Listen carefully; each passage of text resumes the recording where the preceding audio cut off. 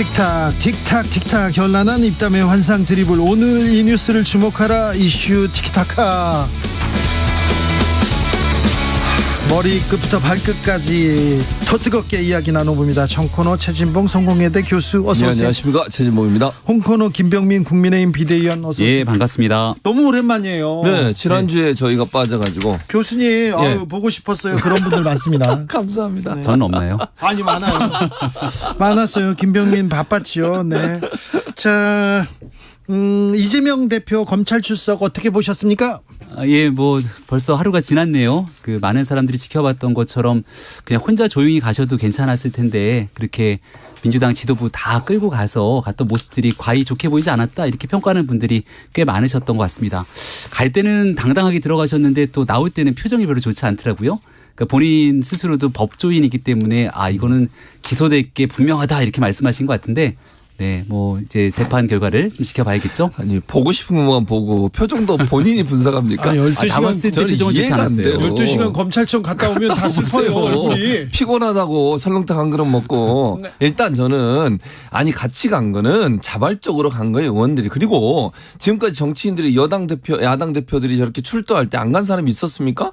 그 전직 대통령들도 MB도 아시잖아요, 주진우 기자. MB 봐, MB. 많이 갔죠, 갔대. 맨 다 어디 출소하면 출소한다고 따라가. 정치 검찰에 뭐 이게 전두환 씨도 앞에 집 앞에서 했죠. 다 따라와요. 그거 오는 거 가지고 뭐 이렇게 문제를 삼아요. 저는 안 가는 게 더 의리 없다고 생각해. 정치인들이 돼가지고 자기 정당의 대표가 가는데 거기 안 가? 김병민 의원도 비대위원이잖아요. 비대위원장 가는데 안 가봐. 그거 이상하잖아요.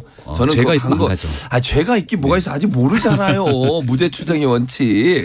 그리고 저는 뭐 어제 그 이재명 대표가 얘기했던 것처럼 검찰은 기소를 목적으로 해서 지금 수사를 하고 있는 것이고 네네. 거기에 대해서 아주 그 본인은 결백하다고 주장을 하고 있는 상황이고 법리적 검토가 있었기 때문에 앞으로 이제 법정에서 다퉈질 거예요. 지금 이 상황에서 이재명 대표가 제가 있다 없다 이렇게 얘기하는 건 대단히 부적절한 얘기라고 생각하고요. 자신감이 있으면 저는 불체포 특권은 내려놓겠다 이렇게 한번 해봤으면 좋겠습니다. 그러니까 지금 얘기 주시는 것처럼 민주당은 시종에 관한 정치검찰이 무리한 기소라고 얘기하거든요. 그 정치검찰이 무리하게 기소하고 만약에 구속영장을 무리하게 치면 대한민국 법원이 그 영장 쉽게 발부 잘 안 해주거든요. 그리고 거기에 영장 실질심사 과정을 통해서 만약 기각이 되게 되면 검찰은 완전 이재명 대표가 얘기하는 것처럼 정치검찰로 오명을 쓸 수밖에 없습니다. 그런데 그런데 그런데 또 기소하겠죠. 아니 그런데 여기에 대해서 법원의 심사도 받기 전에 모든 것들을 막아세우는 방탄을 하겠다고 얘기를 하고 있고 거기에 덧붙여서 지금 민주당의 최고위원이랑 지도부가 다 줄줄이 검찰 앞에 함께 가고 하나 더 이전에 이재명 대표를 향했던 수사에 대한 검사들 실명 얼굴 이런 거 다 공개하게 되니까 이게 사법부의 판단을 지켜보기보다는 너무 정치행위로 일관하는 것 아니냐라는 비판을 피하기는 어렵죠. 구속영장이 청구될지 안 될지도 모르고요. 이번에 소환에도 응해서 갔잖아요. 소환 안 갈 거라고 그렇게 국민의힘에서 예측을 하고 비판을 하고 방탄이라고 얘기하는 소환 조사하러 오라 그러니까 갔고 그러면 체포영장은 발부가 안 될 거고 지금 보세요. 나중에 구속영장 문제가 어떻게 될지 몰라요. 그 미래의 일을 마치 안 할 것처럼 미래 예단에서 얘기하는 것들은 타당하지 않다고 보고요. 만약 검찰이 이렇게 할지 안 할지 모르겠어요. 구속영장 청구에 저는 그 내용도 안 된다고 생각해요. 왜냐하면 이 사안 같은 경우 다툼의 여지가 너무 커요. 저 지방자치단체장이 지방자치단체에 있는 공익적 목적으로 광고를 받아온 걸 가지고 제3자 뇌물이라고 정치적 이익을 얻었다고 얘기하는 게 그건 저는 처음 봤어요. 이렇게 하는 거. 그래서 논란도 많고 또 하나는 도망이나 도주할 우리가 전혀 없어요. 대표가 어디를 도망을 갑니까? 그런 상황이기 때문에 구속영장 청구가 될지 안 될지도 모르는 상황에서 예측해서 이렇게 될 거라고 얘기하는 건 타당하지 않고 좀 지켜봐야 된다고 생각해요. 네. 이건 이재명 대표하고는 전혀 상관이 없는데 무죄인 사건을 무죄 받기 위해서 재판받고 막 10년 동안 막 끌려다니고 그러잖아요. 네. 그런 건 굉장히 좀 굉장히 고통스럽고 힘들고 해서는 안 되는 일이고 그래서 이재명 대표가 들어가면서 세 가지 사건 얘기하지 않습니까? 조봉환 사건 얘기하고 노 전 대통령 또 김대중 전 대통령 얘기를 했던 것 같은데요. 사건 하나가 빠졌어요. 해경군 김씨 사건도 넣어줬어야 되는데. 거기에요? 왜냐? 해경군 김씨 사건 같은 그 사건이요? 경찰에서 혐의가 있다고 해서 검찰에 넘겼는데 검찰에서 무혐의로 끝내버렸습니다. 이게 지금은 맞고 그때는 틀리다라는 영화 제목처럼 가서는 안 되잖아요. 그때는 검찰이 잘했다고 박수 치지 않았겠습니까? 이재명 대표가? 그러니까 지금 김건희 여사 얘기가 그렇죠. 나오잖아요. 그러니까 김건희 여사 같은 경우에는 소환 조사 한 번을 안 했어요. 그리고요, 윤석열 대통령이 그런 인터뷰를 하셨더라고요. 조선일보에 김건희 여사 관련해서 문제를 그러니까 질의를 하니까 질문을 하니까 전 정부 때 있었던 일이라고, 전 정부 때 수사했던 거 아니냐고 얘기하시더라고요. 일단 전 정부 때 본인이 검찰총장을 하셨고요. 그거 먼저 지적해 드리고, 두 번째, 이 정부 출범한 이후에, 윤석열 정부 출범한 이후에 재판 과정에 새로운 사실들이 여러 가지 나오고 있는 상황이에요. 그럼 저는 검찰이 수사를 해야 된다고 봅니다. 전혀 수사도 안 하고 소환도 안 하고 서면 조사도 안 하고 있는 상황이라고 하면 네. 이거는 공정하고 상식적이라고 보기 어렵다는 거예요. 서면 조사도 안 하고 있지만 서문시장에 가셨어요. 아, 그러셨죠.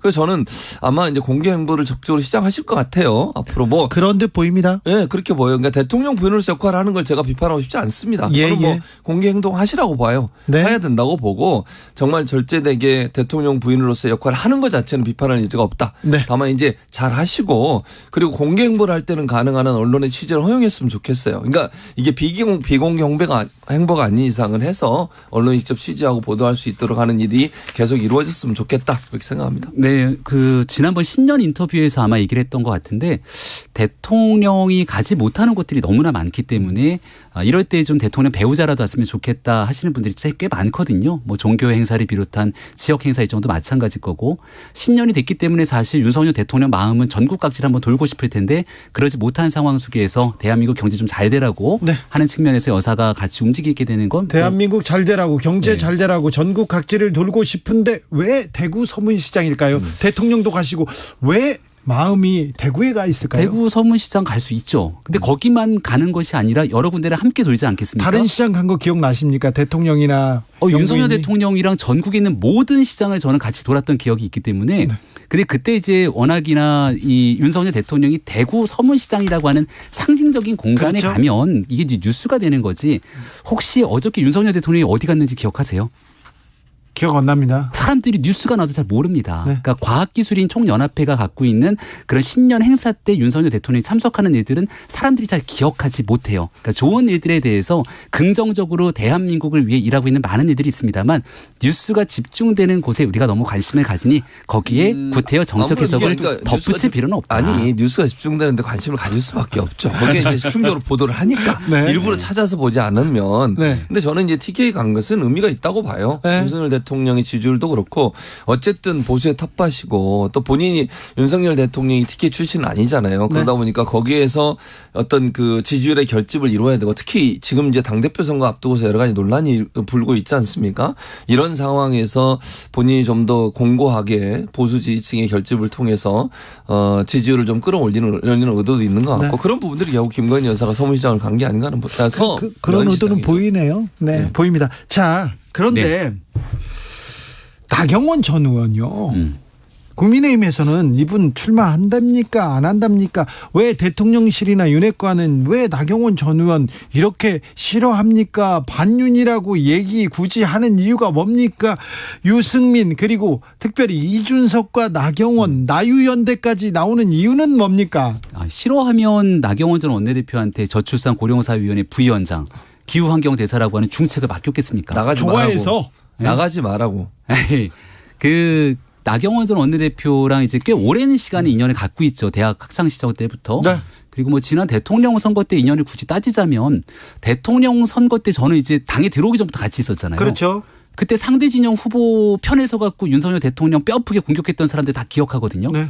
근데 그분들 지금 친윤이라는 이름으로 활동하시는 분들도 꽤 있습니다. 네. 네. 그러니까 이게 언제 어느 지점에 서 있었던 부분들을 가리지 않고 대한민국의 대통령이 됐기 때문에 윤석열 대통령이랑 함께 한 목소리를 내게 되는 건 국민의힘에 소속돼 있는 사람들 입장에서 꽤 당연한 일이죠. 네. 근데 지금 그 저출산 고령사위원회 부위원장이라고 하는 중책을 맡았는데 그걸 맡고 나서 정부에 조금 더 집중해 주길 아마 대통령 바라지 않았을까 싶습니다.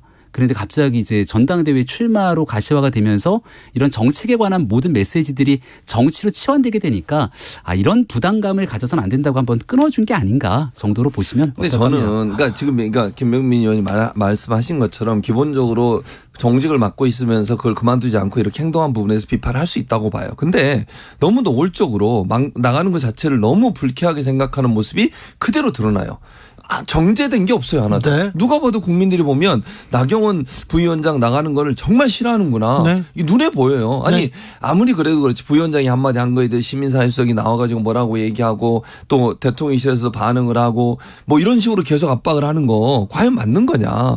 이게 저는 문제라고 봐요. 예를 들어서 정말 그게 불쾌하다고 하면 왜 그러면 처음 맡을 때부터 그 얘기를 안 했느냐. 맡을 때 그렇게 했으면 문제가 되는 거지. 그때 문제 얘기를 했으면 그때 안 맞게 했을 텐데 그거 받고 나서 이제 와서 이렇게 행동하는 게 바람직하냐라고 비판할 수 있을 텐데 나간다고 하니까 거기에 대해서 막 집중적으로 친윤 그룹이나 대통령실까지 나서서 하는 것은 국민 볼 때 이게 꼴사납잖아요. 구분을 좀 해야 되는데 정치적인 메시지에 대한 비판은 아마 친윤 그룹에 있는 의원들이 한 것 같고요. 네. 대통령실에서의 비판은 정책적인 기조에 나경원 전 원내대표가 얘기했던 부분들과 이건 우리 정부의 입장과 좀 다르다. 아마 이 부분에 선을 걷던 것 같습니다. 지금 윤석열 정부 들어서 공직자나 누구한테 대통령실에서 나서서 이렇게 공개적으로 비판했던 기억이 없는데요. 자르기도 했죠. 박순희 교육부 장관 기억하시죠? 그건 문제가 있었잖아요. 그러니까 문제가 있고 국민들께 기대감을 줬는데 그 기대감을 충족시키지 못하게 되면 그런가요? 여기에 대해서는 직을 내리칠 정도의 결기를 보이기도 했습니다. 그런 결기였군요. 그럼요. 그리고 네.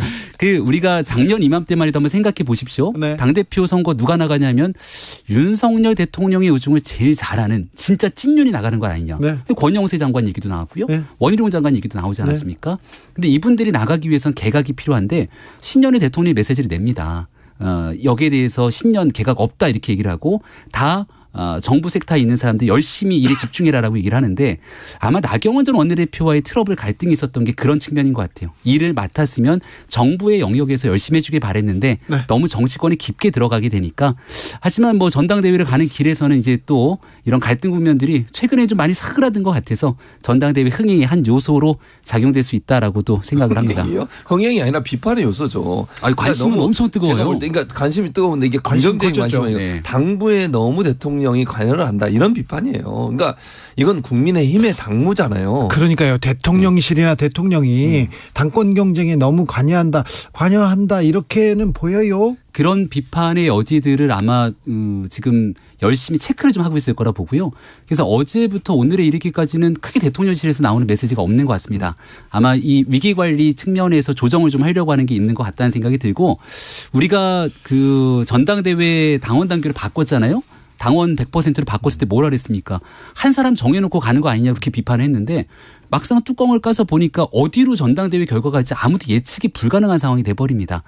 이재명 대표 만드는 전당대회 때는 그냥 오직 이재명 대표 전당대회에서 흥행도 잘 안 되고 했던 기억들이 나는데 3월 8일 국민의힘의 전당대회가 그래도 당원들의 집단지성에 따라서 그 좋은 방향으로 움직이고 있는 걸 보여주는 하나의 예다라고도 생각을 합니다. 그러니까 100% 당원으로 간 것도 사실은 대통령의 입김이 개입됐다라고 보고 있어요. 그렇게 이해하는 게 맞다고 보고요. 결국 친윤 소위 윤핵관 중에 누군가 또는 윤핵관이 미는 누구 후보 이런 사람들을 당선시키기 위해서 룰도 바꾸고 나오려는 사람 권성동 의원도 주저앉히고 이래가지고 지금까지 온 거거든요. 자, 룰 바꾸고 주저앉히진 않았죠. 네. 룰 바꾸고 후보 가지치기 했다 이런 비판이 있는데 잘 가고 있다 이렇게 해요? 그러니까 룰을 바꾸게 된 것은 나름대로 이유가 있다 생각을 하고요. 네. 거기에 대해서 저도 이제 비상대책위원으로 있어서 같은 논의들을 굉장히 수차례 당 지도부에서 거쳤습니다마는 80만 정도 되는 당원에 모두에게 투표권을 주고 있기 때문에 당원 100%로 가게 됐을 때 실질적인 당의 대표자를 뽑는 선거이기 때문에 당위성 명분도 있고 특정 사람에게 유불리가 적용되기 어렵다 판단됐기 때문에 갔습니다. 그 결과가 여실하게 드러나고 있고요. 지금 현재 국면에서는 안철수 전 대표도 열심히 뛰고 있어서 우리가 결선 투표제를 치게 되면 안 전 대표가 거기 들어갈지 안 들어갈지 아무도 모르는 상황입니다. 그래서 누군가를 만들어내고 누군가를 배제하기 위한 방식의 선거는 아니고 현재 국민의힘 내에서 굉장히 다양한 다이나믹한 선거가 진행되고 있다고 거듭 말씀드리고 한번 지켜봐 주시면 반윤에 대한 배제나 공격은 아니고 그 일부 정치인들이 말하고 있는 일부 내용들을 정치인들의 얘기고 전체로 치환할 필요가 하등에 없다고 생각을 합니다. 왜냐하면 그렇지. 우리는 지도부에서 누구도 그런 얘기를 안 하잖아요. 아니, 그런데 뭐 민주당은 지도부가 다 이재명 대표 수사받는데 함께 가지 않습니까? 지도부의 입장 하지만 국민의힘에서는 개별 정치인의 발언. 저는 저렇게 국민의힘 지도부가 제대로 못 보니까 문제인 거예요. 지금 국민들은 다 보는데 지도부만 못 보고 있잖아요 지금. 지도부가 그런 얘기를 하던데 김병민 의원, 예를 들어서 이제 결과적으로 나경원 전 대표가 저는 그럼 못하겠습니다 하고 뒤로 빠지면 말씀하셨던 내용들이 성립이 될 텐데 지금 분위기는 그렇지 않잖아요. 그건 두고 봐야 돼요 어떻게 될지. 네. 그만둘 수도 있어요. 언론학자 저명한 언론학자 최진봉 교수한테 묻겠습니다. 네. 김만배 씨의 언론 로비 의혹 이거 어떻게 보셨어요? 대단히 큰 문제죠. 그러니까 법조기자로 오래 일하면서 법조기자 같이 했던 사람들에게 이런 어떤 모르겠습니다. 금전 거래가 이제 뇌물인지 아닌지 아직까지 확인된 게 아니기 때문에 제가 단정적으로 말씀을 못 드리겠지만 거액의 돈을 빌려주거나 차용증도 안 쓰고 빌려줬다가 하면 문제가 있는 거 아니겠습니까? 네. 이런 행동을 했다고 하니까 기자들 사이에 이런 일이 이루어지나 이건 기자뿐만 아니라 판검사들도 논란이 되고 있는 거 아닙니까 지금? 예. 법조인들까지도 돈을 가지고 주고 골프 치면서 얼마를 주고 100만 원씩 주고 이런 얘기까지 나오고 있어요. 고문도 하고 임직원도 되고 막 그랬잖아요. 네. 저는 정말 큰 문제고요. 언론사가 이래가지고 제대로 보도를 하겠습니까? 물론 한겨레 신문 나오고 있는데 김병민 의원도 한겨레 신문만 얘기하더라고요. 저는 한겨레 신문뿐만 아니에요. 한국일보, 중앙일보 이런 언론사들도 얘기가 나오고 있잖아요. 네. 모든 언론사들이 그러니까 이런 물과 연관되어 있는 모든 언론사에 대한 문제라고 생각해요. 그렇죠. 어느 특정 언론사의 문제가 아니에요. 이거는. 네. 기자들이 이런 기자윤리를 가지고 어떻게 제대로 기사를 쓰겠습니까? 아니 이러면 대장동 사건에 대해서나 아니면 김만배 씨 관련된 여러 사안에 대해서 제대로 비판적 기사 쓰겠어요? 그런 기사가 나오지 않았어요. 그러니까요. 사실은 대장동 문제가 처음 발생됐을 때 왜 기자 김만배는 사업을 하는데 왜 기자 김만배는 홍성근 회장하고 머니투데이 회장하고 이런 돈거래를 했는데 그런 비판이 거의 나오지 않고 홍모 씨, H모 씨 아니면 사주 이렇게 나왔습니다. 철저한 수사가 필요한데 그래도 한겨레 신문이 지금 하고 있는 대응에 대해서는 일말의 양심은 좀 있는 것 같다는 생각이 들거든요. 왜냐하면 잘못된 일들이 일어나니까 편집국장, 사장부터 다 고개 숙이고 사퇴하지 않습니까? 네, 사과도 하고요. 그래서 그거를 민주당이 좀 같이 봐야 돼요. 아니, 다른 언론사는요? 민주당 같은 경우는 이재명 대표의 측근 정진상, 김용 구속됐으면은 관련된 내용 속에서 지도부 고개 숙이고 대표자 사퇴하고 이런 일들이 일어나야 되는데 일어나지 않잖아요. 만약에 민주당이 하는 방식대로 한겨레가 갔으면 이거는 나쁜 기사를 쓰게 되는 언론 탄압이다 이렇게 가게 되는데 잘못된 일에 대한 철저한 수사가 반드시 필요하고 그리고 민주당의 이재명 대표도 이런 모습의 의혹들에 대응을 좀 본받아야 됩니다. 신문이나 다른 언론사들은 기자들이 돈을 받은 게 명백하잖아요. 네. 이재명 지사가 돈 받았어요? 한겨레 사장이 돈 받지 않았잖아요. 아니 사장이 아니라 핵심 간부가 받았지. 아니 예를 들면 핵심 간부가 받았다고 그러면 그 누구냐 김용이나 정진상이 돈 받았다는 증거 있어요? 아직 없어요. 지금 증언만 있는 거지. 그러니까 유동규 씨하고 남욱 씨가 얘기만 하는 거지 실질적인 증거는 없어요. 법률적으로 다퉈봐야 되는 거예요. 그러니까 지금 현재 구속돼서 수사받고 있고 조사받고 있다고 해서 그게 범죄라고 직접적으로 얘기할 수 없는 거예요. 아직은. 한겨레 신문 기자도 돈을 받았다는 내용에 대해서 아직 명확하게 수사가 정확하게 들어가지 않고 진상조사 차원이지만 거기에 대한 조치를 하고 있죠. 그러니까 돈을 흘러가고 돈이 건너간 건 명확하게 증명으로 나오는 거잖아요. 이거는. 네. 근데 지금 얘기하는 이재명 대표와 관련된 부분에 돈이 넘어갔다는 증거 아무것도 없다니까요. 물질적인 증거가 물증이 없다는 거는 교수님의 말씀이신 거고 이 물증이라는 거는 계좌에 돈이 찍히는 것만을 갖고 얘기하는 것이 아니라 한겨레 문제로 지금 민주당으로 넘어왔는데 그렇군요. 비속어 발언으로 대통령이 사과를 안 하고 또 용산 이태원 참사를 두고 행안부 장관이 부적절한 발언을 여러 번 했는데 사과를 안 하고 사퇴를 안 하고 그런 부분은 또 어떻게 보세요? 여러 가지 측면에서 지금 국정조사가 진행이 되고 있는 걸 알고 있는데 국정조사가 너무 언론의 관심에서 좀 멀어진 것 같아서 안타까움이 있습니다. 안타깝군요. 국정조사에 많이 집중을 좀 해서 여기에 대한 잘잘못들을 가려냈으면 좋겠습니다. 아무튼 이번에 언론 로비설 이 부분은 좀 명확하게 좀 밝혀서 이런 이제 앞으로 이런 일이 없는 계기로 만들어야 될 거 아닙니까? 당연하죠. 언론사가 자정작업을 해야 한다고 봐요. 저는 아까 김병민은 계속 한겨레 신문만 문제를 삼는데 이와 관련된 모든 언론사가 문제라고 저는 봐요. 그리고 여기 다 밝혀지지 않았다고 생각합니다. 이게 나온 것만 이거지 또 다른 언론사들이 연결될 가능성도 있다고 봐요. 그렇죠. 다 조사해서 언론사가 자정할 수 있는 그런 기회가 된다고 봅니다. 최진봉, 김병민 두 분 감사합니다. 고맙습니다. 주진우 라이브 여기서 인사드리겠습니다. 선물 드리고 있어요. 주진우 라이브 청취